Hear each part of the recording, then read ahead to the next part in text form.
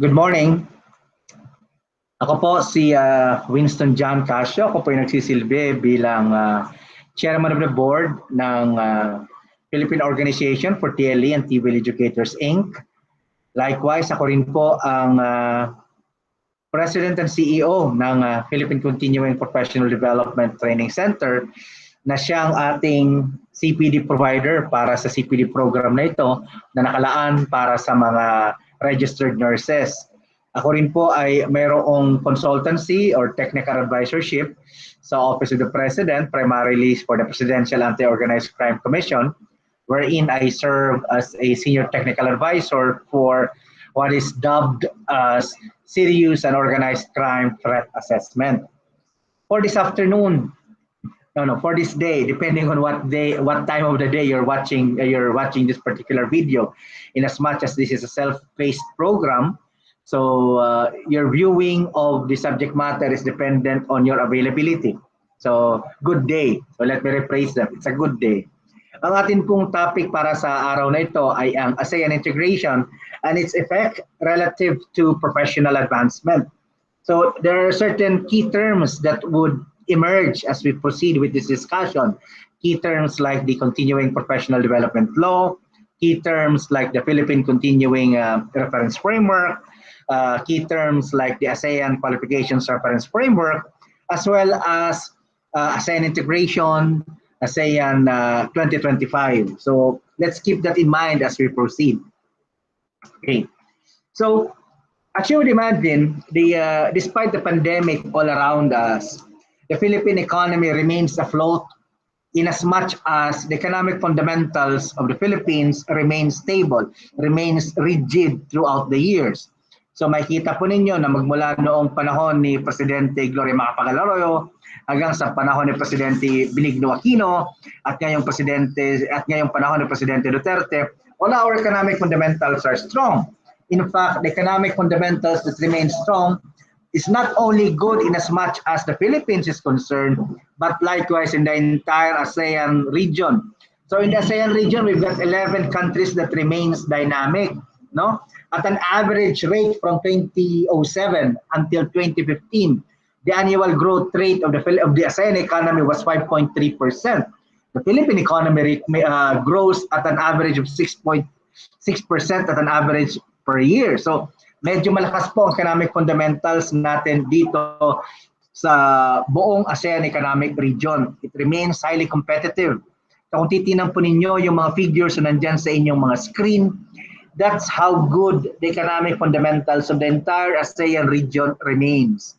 Now, the Philippines belongs to what is dubbed as the ASEAN 5. The ASEAN 5 are the 5 strongest economies within the ASEAN, composed of the Philippines, Malaysia, Indonesia, Singapore, and Thailand. Now, these 5 economic superpower within the ASEAN, collectively, together, the entire economic output of these countries within the ASEAN remains among the top-tier economic performers all over the world. It is for that matter that the vision of the ASEAN economic managers since the time it was conceived is that for the entire regional economy to fuse into one. So yun po yung goal ng tinatawag nating ASEAN Economic Community o yung tinatawag nating ASEAN 2025. Ito po ay nagpasimula noong 2015 at nagkaroon po ng transition period ng 10 taon na magtatapos ngayong 2025. Kung mapapansin po ninyo, tayo pong medyo mga Generation X or mas matanda pa, those of us in our late 30s and older. There was a time in the past where whenever you would go around the ASEAN from one country to the next, you need to apply for a transit visa or a tourist visa. Pupunta ka ng, let us say, Singapore, Thailand, Malaysia, kinakailangan mo noon ng mga tourist visa. Nowadays, you would imagine, you could notice na hindi na po natin kinakailangan na tinatawag natin mga tourist or mga transit visa. So, pwede na po tayong magtagal sa loob ng kahit anong bansa sa loob ng ASEAN bilang turista nang hindi lalagpas sa 45 days. So, within that 45 days, we remain as we are allowed to go around and mobile in those particular countries. Di ba?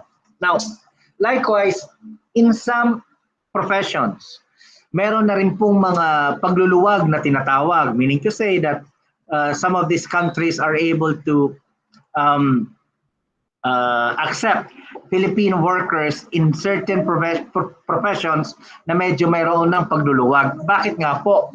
Sapagkat ang goal ng ASEAN Economic Community, ang goal ng ASEAN 2025 ay magkaroon ng mobility hindi lamang ng goods, ng commercial goods, but kundi magkaroon din po ng mobility of professional services.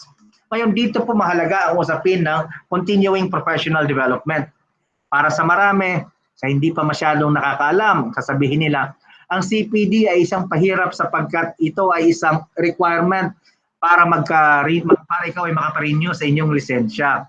Ngunit hindi ho ganun kasimple lamang iyon. Kaya po ito ay nagiging requirement sapagkat ito po ay isang malaking bahagi na nire-require ng iba't ibang bansa sa loob ng ASEAN dahil nga po doon sa tinatawag na mobility of professional services. Allow me to explain as I go along. Now, tingnan po natin ito. Magmula nung ipinanganak ang ASEAN noong 1967 ay nagkaroon po ng ilang mga kasunduan na napakahalaga para sa atin ng mga Filipino professionals. Primarily of which is yung 1995, nagkaroon po ng kasunduan na kung tinatawag natin ay ASEAN Framework Agreement on Services. Ano pong ibig sabihin ng ASEAN Framework Agreement on Services? Ito po ang naging framework o naging mandato. Ito po ang naging basis ng pagpapalawig at pagpapaluwag ng professional services across the ASEAN region. Now, in 2025, dun po nagsimula ang tinatawag nating formal na pagtatayo ng ASEAN Economic Community at ang pag-adapt doon sa blueprint ng ASEAN Economic Community Blueprint na magiging fully implementable sa darating na 2025.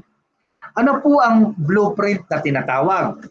Ang blueprint na tinatawag ay nangangahulugan ng mga sumusunod. Una, ito po ay mayroong 5 primary characteristics. Una, a highly integrated and cohesive economy, a competitive, innovative, and dynamic ASEAN, enhanced connectivity and sectoral cooperation, a resilient, inclusive, and people-oriented and people-centered ASEAN, and a global ASEAN. So it means that, for lack of a better term, the end goal is to take down all the economic barriers from one country to the next within the ASEAN. Meaning to say, if you're a professional in the Philippines, given that your credentials are in proper order and that there is a mutual recognition agreement between your country and another country within the ASEAN, your ability to perform, your ability to practice your profession will be made possible. Tatanggalin po lahat ng mga tinatawag na barriers o pagpapahirap para nang sa gayon ay mas madali kang makapasok sa trabaho doon sa profesyon sa ibang bansa gamit ang iyong professional credentials sa Pilipinas. Again, assuming that your professional credentials are in order. Again, anong papel ang ginagampanan ng continuing professional development?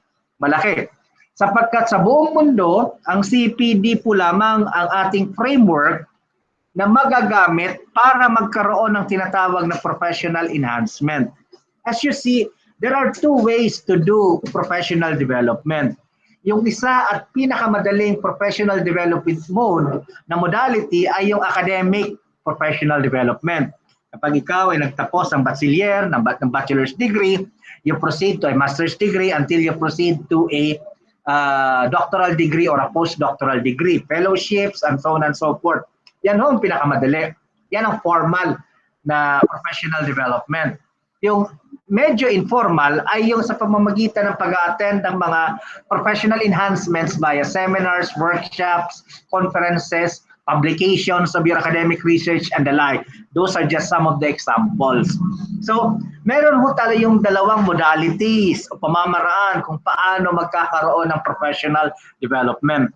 Ang Continuing Professional Development Law ay ang natatanging framework na nag-create ng rubrics or standards of measurement, standard of evaluation para masiguro na ang iyong credentials ay magkakaroon ng formal recognition. So, the Continuing Professional Development Law as enacted in last July 2016. That's Republic Act 10912 as enacted into law and lapsed into law on July 1, 2016 is the country's commitment to the ASEAN Qualifications Recognition Framework.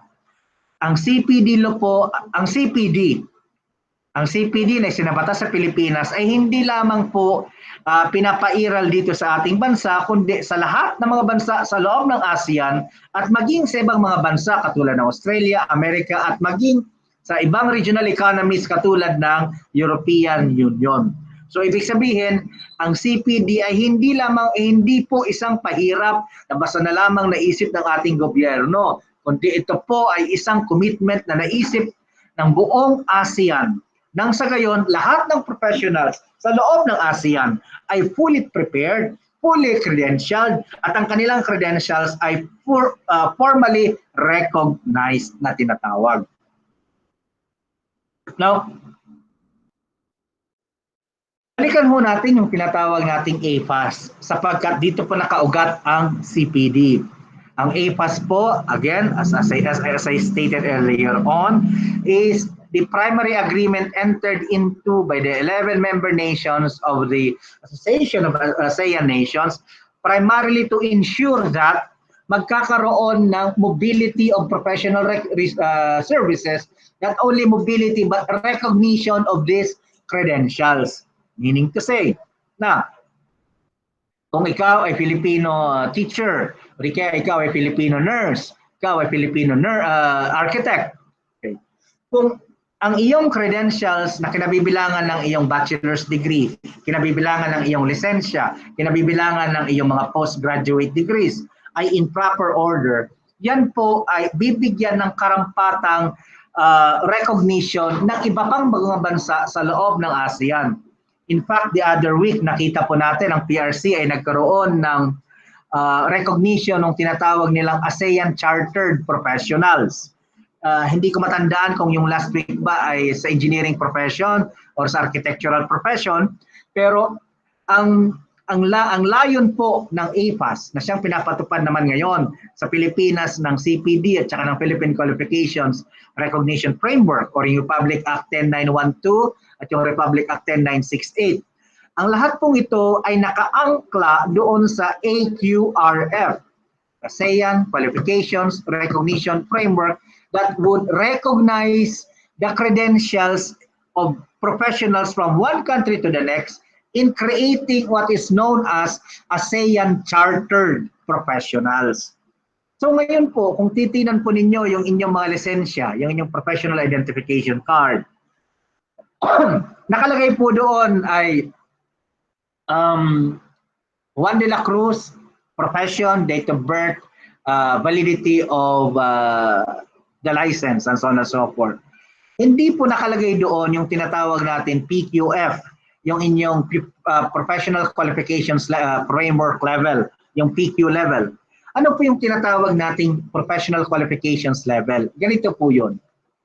Under the Republic Act 10968 or the Philippine Qualifications Framework, lahat po ng mga Filipino professionals na nakapagtapos ng kanilang bachelor's degree, lahat po yan automatic PQF level 6. So lahat po kayo na mayroong mga degree bilang registered nurses. Kaya bilang registered nurse, yung iba sa inyo, malamang meron pong kinuhang master's degree in nursing. No? Master of Science in Nursing or Master of Arts in Nursing, whatever your masteral alignment would be. Just make sure that your masteral degree is aligned with your bachelor's degree. Ibig sabihin po, kung bachelor's degree mo ay nursing, kayo ay registered nurse, ang inyong bachelor's degree should be nursing and not, let us say, public administration. Pag public administration po, tapos nurse ang inyong undergraduate degree, hindi po aligned. So, okay, kung aligned ang inyong master's degree, that becomes PQF level 7. Level 7 na po kayo. Kapag kayo naman po ay may doctorate degree relative to your profession, nursing pa rin, doctoral degree or Doctor of Science relative to nursing, that will become level 8. Ano pong pinakamataas na Philippine qualification level? Should be level 12. Unfortunately, wala pa po tayong level 12 at to this point sapagkat bagong batas po yung Republic Act 10968 or Philippine Qualifications Framework Act of 2018. So hindi pa po tapos yung kanilang implementing rules and regulations kung paano kikilalanin ng let us say civil service, ng TESDA, ng PRC, ng CHED, ng DepEd, yung iba't ibang qualifications ng iba't ibang mga professionals para magkaroon ng hegemonic or universal alignment. Kapag meron na pong universal alignment, isang universal rubrics na tinatawag, saka pa lamang nila makikreate yung ano yung mga standard for level 9, 10, 11, and 12. Ngayon, bakit mahalaga ang usapin ng Philippine Qualification Level? Napaka-importante po nito sapagkat under the ASEAN Framework Agreement on Services na kung saan papayagan na ang pagkatrabaho ng mga professional from one country to the next depending on the eligibility of their credentials, depending on the validity of their credentials, isa po sa mga titingnan ng inyong potential employer, let us say sa Malaysia o sa Singapore, kung kayo nag-a-apply sa isang hospital sa Singapore, ang isa pong titingnan nila doon ay kung anong qualification level meron kayo. Anong PQF level kayo rito sa Pilipinas na pwedeng mag-align doon sa ASEAN qualification level at yung mag-align doon sa qualification level sa bansang iyong pinag-a-applyan.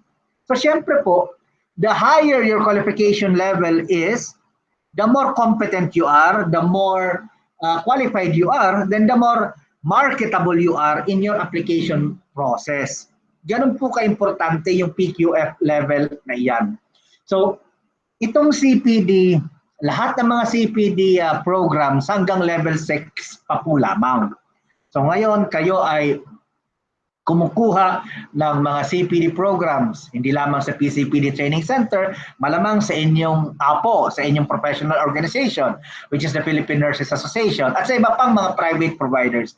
The more programs that you have, the more PQF level 6 qualifications you're able to collect. But at some point, what is required is not only PQF level 6. At some point in the future, it would be better if you would attend training programs that will be granted by the PRC or the civil service, by TESDA or whoever, that will be granted higher qualification levels. Kasi the higher your qualification level is, the more marketable you are. So ngayon po, tingnan ninyo ulit yung inyong mga professional licenses. Sa ngayon, walang nakalagay na PQF level sa inyong lisensya. At some point in the future, no, kapag naayos na po ng ating gobyerno yung rubrics or yung standards ng PQF, ilalagay na po sa inyong mga lisensya yan. No? Ilalagay yung inyong PQF level. At some point also, the entire ASEAN will create an identification mechanism sa pamamagitan ng isang identification card kung saan kinikilala kayo bilang isang ASEAN chartered professional. Di ba? So, sa ngayon, wala pa ho. Pero at some point, kinakailangan bilisan ng ating gobyerno ito para makinabang ang maraming Filipino professional sa tinatawag nating AFAS na ito. So balikan natin, himayin natin, what does AFAS entail? Some of the primary goals of AFAS are as follows: to enhance cooperation in services amongst the different member states. Nang sa gayon, mapalawig, mapaganda ang efficiency at competitiveness at magkaroon ng diversity in the production capacity and supply as well as distribution of services of service suppliers within and outside the ASEAN. Okay, tingnan natin, what does it mean? Within and outside the ASEAN. Akala ko ba sabi natin, ASEAN Framework Agreement on Services. So within the ASEAN? No. At some point in the future, ASEAN as one economic community, ASEAN as one economic group, will enter into mutual recognition agreements, will enter into services and trade agreements with other regional groups. Let us say, they could enter into an agreement with Australia or New Zealand, or they could enter into an agreement with China, or the European Union, or South America, or Latin America. at some point it will happen. Sa ngayon po, ang magandang basis niyan, yung magandang template, ay yung template ng European Union. Di ho ba? Let us say you are from France. So, ang France ay bahagi ng European Union. So, ikaw ay mag-a-apply ng trabaho sa Switzerland. That's possible sapagkat they are one economic community. Kaya nga naging problematic yung pag-exit ng Great Britain, United Kingdom, magmula sa European Union. Bakit? Sapagkat maraming mga Europeans na ibang nationalities na nagpunta ng Great Britain para magtrabaho using their work visa bilang mga kaanib ng European Union. Paano ngayon? Umalis na ng European Union yung United Kingdom. Paano yung mga taga-Slovak Republic? Paano yung mga taga-Czech Republic, taga-Poland na nagtatrabaho ngayon sa United Kingdom? So isa yan sa mga usapin na nagpahirap, na nagiging complicated, kung kaya't nagiging complicated yung pag-alis ng ng United Kingdom or ng Great Britain doon sa European Union. Sapagkat the point is, if you have one economic community, even if you are not a national of that particular country, if that particular country opens up a job opportunity for your profession, you are qualified to enter and apply for that position because of the so-called AFAS or ASEAN Framework Agreement on Services, because of the so-called one economic community. No? So, pangalawa, tatanggalin po nito yung restriction. Ayan nga po. It will substantially eliminate substantially restrictions to trade in services among member services. It will liberalize trade in services by expanding the depth and scope of liberalization beyond those undertaken by the member states under the GATS, anong GATS? General Agreement of Trade and Services, with the aim of realizing a free trade area. So free trade, malayong paglabas-masok ng mga professional sa loob ng ASEAN Economic Community. Now, ano yung tinatawag nating mutual recognition? Yung mutual recognition, yan po ang lumalabas na ating, what do you call it? Agreement mechanism from one country to the next. No? From, let us say, the Philippines and Indonesia has a mutual recognition agreement, or let us say the whole of ASEAN, yung kabuong ASEAN, ay mayroong mutual recognition agreement. So by the way, ang profesyon ng nurse ay matagal na pong mayroong mutual recognition agreement. So para doon sa hindi pa nakakaalam, you can go to the website of the Professional Regulation Commission. Tingnan po ninyo kung anong mutual recognition nakapaloob sa mutual recognition agreement for the nursing profession. Tanungin ninyo yung inyong mga officers sa Philippine Nurses Association para mabigyang linaw nila kayo sa inyong mga karapatan bilang mga Filipino nurses nag-a-apply sa ibang mga bansa na nag-open up ng mga nursing professional posts or available jobs. Sapagkat ang ibig sabihin po ng MRA, kinikilala ang inyong mga educational experiences, yung inyong mga credentials, yung inyong mga certifications from one country to the next. Meaning to say, may MRA ng Filipino nurse sa ibang mga bansa sa loob ng ASEAN. So your profession, your educational attainment, your license within the Philippines is recognized by the other countries for that matter. Now, through each of the succeeding liberalization packages, ang ASEAN ay nagpalawig, gawa ng effort to create a free flow of trade and investment in the different service sectors. Nang sa gayon ay mas mapalawak yung inyong employment opportunity within the ASEAN region. Now, tingnan po natin yung mga professions kung saan mayroong tinatawag na mutual recognition agreement o ang mga professions na kung saan pwedeng magkaroon ng mutual recognition agreement. Air transport, business services, construction. So lahat po ng mga professions na ito, lahat po ng mga professions na nakapaloob sa mga sektor na ito, sa mga subsectors na ito, You can enter into a mutual recognition agreement, thus allowing a free flow of services from one country to the next. Distribution, education, environment, and for your purpose, healthcare, kung saan nakapaloob ang nursing. Telecommunication, transport, and tourism. Now, ito yung mga mutual recognition agreements.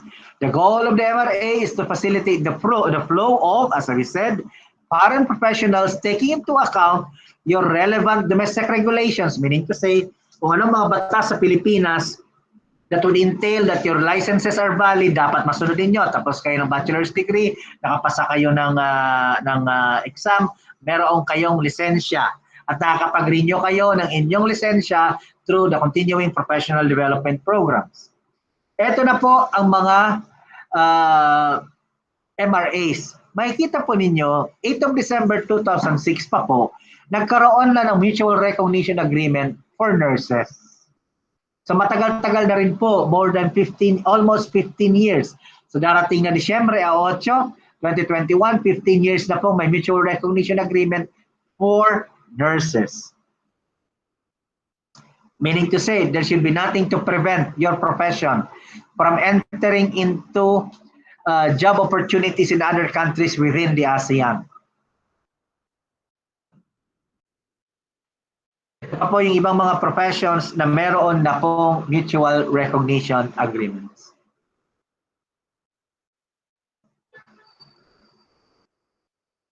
Ang pinakahuli ay yung MRA for tourism professionals na nilagdaan noong 9 ng Nobyembre 2012 sa Bangkok. Okay. Now, puntahan naman po natin yung tinatawag nating ASEAN Qualifications Reference Framework, AQRF. What does it mean? It is a basic recognition. It is the primary framework, the primary mechanism that would recognize credentials from one country to the next.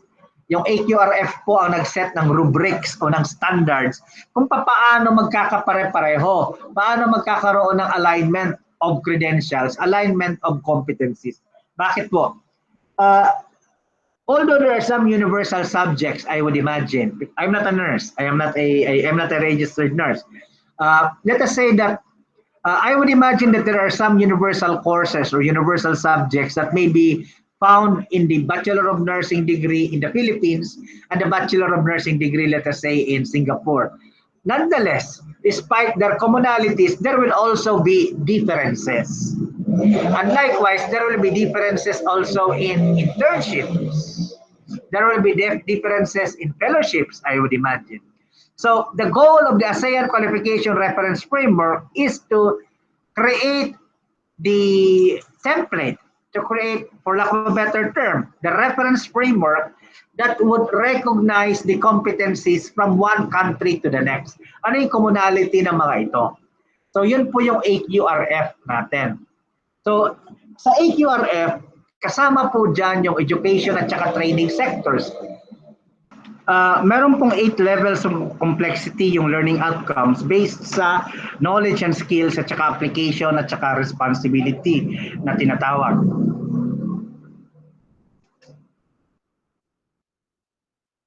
Okay. Now, anong mga magandang example po nito? So, bawat country po kasi na tinatawag, meron siyang NQF or National Qualification Framework or Qualification Systems. Here in the Philippines, ang ating qualification systems is based on Republic Act 10968 or yung PQF, the Philippine Qualifications Framework. Ang PRC or Professional Regulation Commission, ang lead agency sa pag-draft ng implementing rules and regulations neto. Kasama po neto ang iba pang mga ahensya ng gobyerno, katulad ng TESDA, katulad ng Commission on Higher Education, katulad ng Department of Education, maging ang Civil Service Commission ay kasama po rito.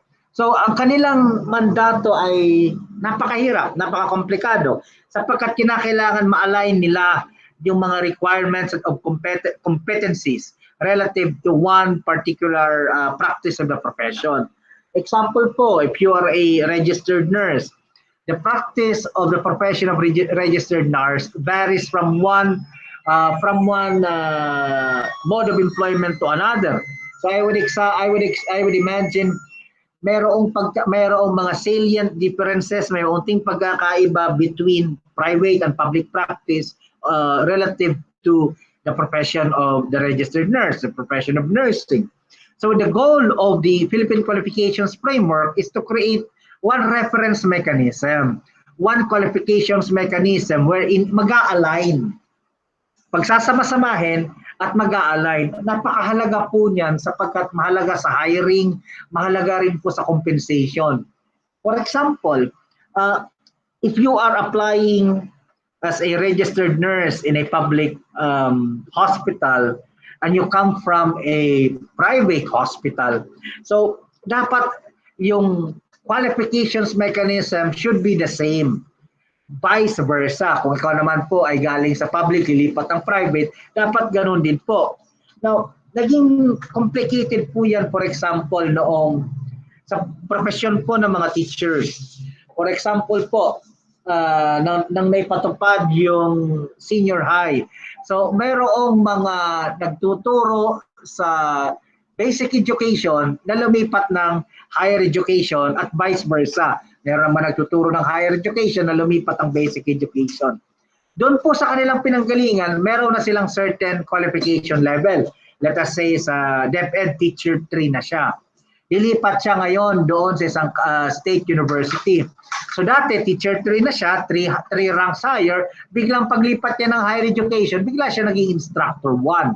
Sapagkat wala nga pong uniform na qualifications framework pa ang ating bansa. So ginagawa pa lang po natin ito. Your goal, the goal for nursing is the same for the other professions as well. So napakahalaga po na maging universal yung qualifications framework per profession in one country because as I've said, that will be the basis for your ability to apply for other jobs using the same profession, using the same credentials that you have in the Philippines in other countries within the ASEAN. Look at the example I have. Ikaw ay isang registered nurse. Magmula sa isang bansa, you hold a certain qualification. So from your own country, so you've got all the credentials in proper order in the Philippines. And you would like to use the same credentials to be able to work in, let us say, Indonesia. The ASEAN Qualifications Reference Framework will be the basis to translate all your qualifications in your country to that of country B. Pwedeng mag-align, pero pwede rin hindi. So, kaya importante na magkaroon ng mutual recognition agreement na nakaangkla sa ASEAN Qualifications Reference Framework. Again, the AQRF is based basically on a mutual understanding, an agreed understanding between member states on the different national qualification frameworks within the ASEAN. Kasi po, iba naman ho talaga ang NQF from one country to the next. Ito po ay isang voluntary, hindi po ito compulsory, hindi po ito mandatory, automatic.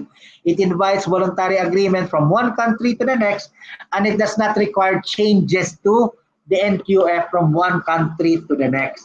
So, ibig sabihin, pwedeng sa isang bansa, 5 years ang education ng isang profession, yung higher education preparation ng isang bansa.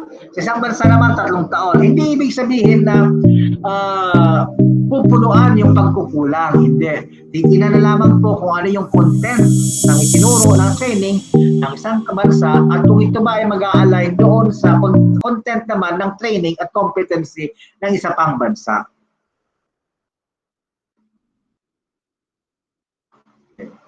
Ito po yung end goal ng AQRF at saka ng CPD.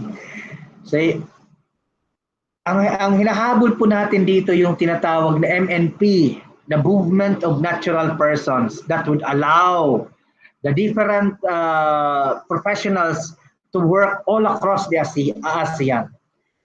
The bottom line is, in some professions, there are a limited number of available resources or available jobs, while in other professions there is a great abundance. So kung merong kakulangan sa isang bansa, pwedeng punuan yon ng oversupply ng isa pang bansa. Ganun po ang goal ng AQRF, ganun po yung goal ng AFAS, yun po yung goal ng movement of natural person, wherein yung iyong job opportunity should not just be limited in one country. The ASEAN Economic Community, the AFAS, will open up all the job opportunities for you. So the conclusion is, the CPD and the AQRF are integral components of AEC 2025. As such, repealing it is counterproductive. Ang kailangan po natin ay ma-amend at saka ma-rationalize kung paano ito ini-implement nang sa gayon ay hindi magka-problema at magkaroon pa ng mga resistance. Thank you very much and good day.